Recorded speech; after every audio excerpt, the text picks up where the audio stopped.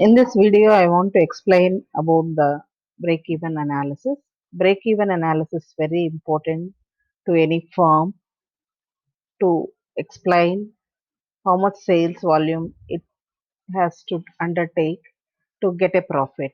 The break-even analysis is very useful. So for making any pricing strategy as a part of marketing plan or a business plan. So in economics or business, break-even point is very, very important. That is no profit, no less. So that means the firm has to decide up to which point it has to produce. So total cost is equals to total revenue. That is called break-even analysis. That means here we are taking the break even point. So this is the break even point. So total cost is equals to total revenue. When the total revenue is greater than total cost, then it is called profit. And both are equal means no profit, no gain. And the total cost is more than total revenue, then we are calling it as loss. So here in break-even analysis, there are two types of costs. One is variable cost and the other one is fixed cost. In the name itself, we can understand that variable cost means whenever we are producing, that means whenever we are undertaking the production, then only we can incur these costs, that is called variable cost. And whenever there is production or when there is no production also, once we are incurring these costs, we are calling it as fixed cost. So total cost we'll get by adding up the fixed cost and the total variable cost. So total variable cost, how we'll get means expected unit sales into variable unit cost.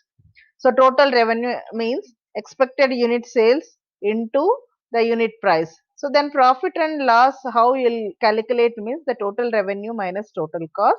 So whenever the total revenue is greater than the total cost, then then we'll get the profit. And whenever the total revenue is equal to total cost, then there is no profit and no loss.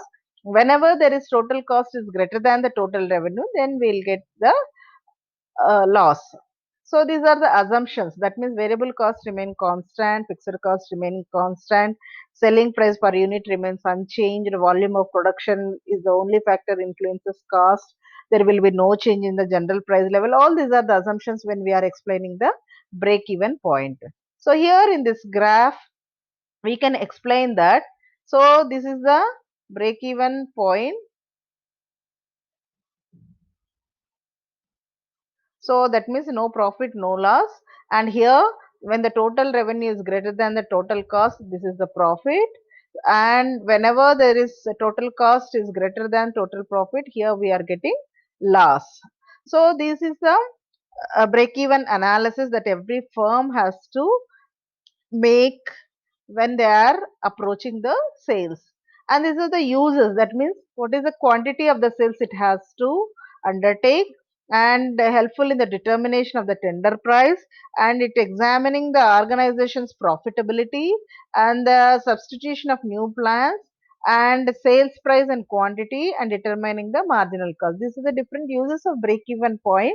So a company should determine its break even point before selling its product in order to know how price your how pricing, that means when you are pricing your product, this break even point is very, very important. So for analyzing the costs also, it is very, very important how demand may be affected at different price levels. To understand this, the break even point is very important. So any company, whenever it has to undertake the sales, so then it has to make the pricing strategy, it has to undertake the pricing strategy.